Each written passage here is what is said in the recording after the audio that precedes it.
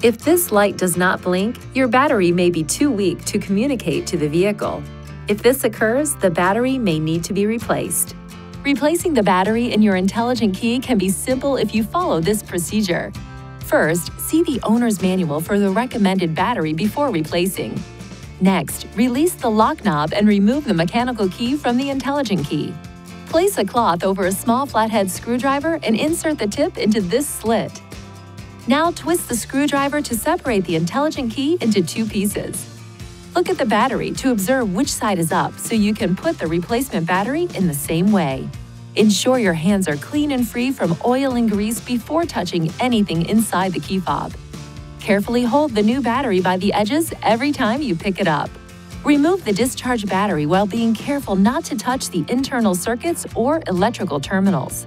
Gently place the new battery into the intelligent key with the negative side oriented in the same direction you noted during removal. Align the tips of the two halves and then close the key fob by pushing along the edges. Lastly, operate the intelligent key to ensure it works properly. If you need assistance with replacement, it is recommended you visit a Nissan dealer. Please see your owner's manual for important safety information, system limitations, and additional operating and feature information.